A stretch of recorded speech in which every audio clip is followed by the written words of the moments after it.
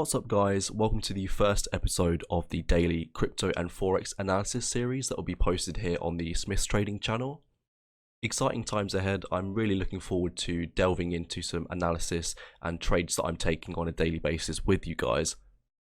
The main purposes of this video series is so that you guys have some trading setups that you can go away and act on, perform your own technical analysis on, perform your own trades on, but most importantly learn how I approach the market and learn how I perform my technical analysis so you can incorporate that into your own trading styles. Before I get into today's episode, I'd just like to say thanks for clicking on this video. Feel free to leave a like and subscribe if you enjoyed the content, and also come and join us in our Discord community where we post daily analysis on forex and crypto. We also have a room for indices, stocks and commodities, and a non-trading discussion just to develop the community a little bit more. And also furthermore, join us in our Telegram group as well, where I post in-depth analysis on sort of what trades I'm taking in real time, so you can get notified on that. The links to join our Telegram and Discord communities will be in the description box below. Also, if you do decide to join our Discord community, feel free to post an example of technical analysis that you've made, and then I will reward you with the corresponding role, which will either be crypto trader or forex trader.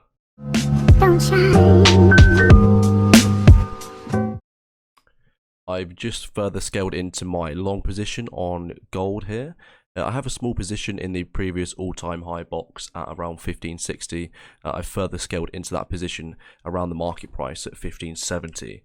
I was originally waiting to catch a short from the previous all-time high down to this range low in the bottom purple box, but as you can see that hasn't played out. So I'm looking to hopefully get a long position in and take some profit here.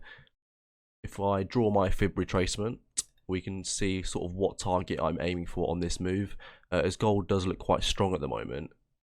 I do believe there's a strong chance that we can reach the 2 mark over the next sort of couple of weeks.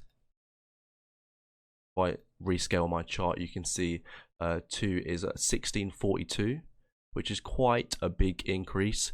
I will be happy to take profits off the table at the current all-time high, which is 1590.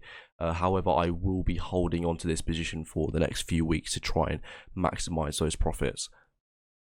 There is quite a nice rising channel pattern here in play on Canadian dollar, Australian dollar. As you can see, there's a strong 4 points of contact on the rising resistance, followed by 4 points of contact on the rising support, validating this rising channel quite significantly. I expect to be taking a short trade over the next couple of months, hopefully in this quarter, but I'm sure it will play out before summer. I'll be checking back on this chart every few weeks, perhaps every few days, just to follow price action and see how it's developing. So there's 2 trades here that I'm particularly looking at and I'll be paying attention to take. I'm just going to sit flat for now until this presents itself glaringly. So the first trade is taking a short in this purple box as price levels retest the overhead resistance, in hopes that we see a small downtrend forming within the channel. This will be visible on the 30-minute, 1 hour and 4 hour. So I will take my short position inside the purple box, maybe slightly above it, and as the small downtrend forms, I'll look to further scale into that position.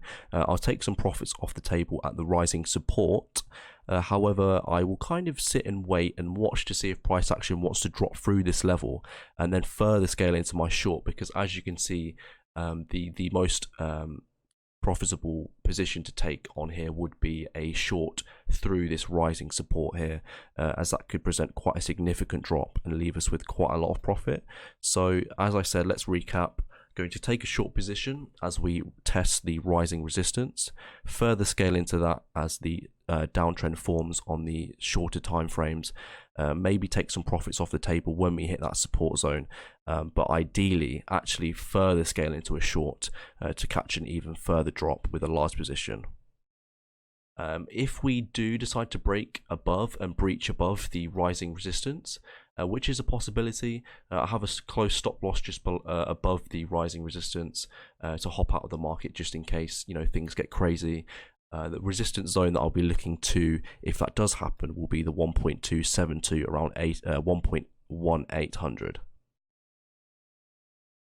Just an overlook on Bitcoin and how it's performing. So as you can see, Bitcoin has clearly formed a falling channel here, which is broken to the upside within the last 24 hours. Now, I've been watching closely over the last few weeks and months to catch this move.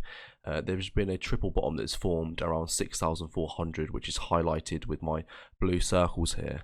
If we zoom in a tiny bit, you can see the breakout that has happened within the purple box, which there is a lot of resistance within this box. So I'm watching closely to see if we can breach the 0.382 Fibonacci level. If this happens, then that means that we have well and truly broken out.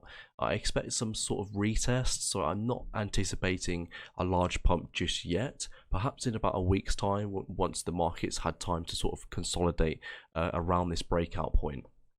So if I rescale my chart, you can see that the 0.382 on the bigger Fibonacci that I've drawn, which stems from the all-time high on Bitcoin, is at 9,500.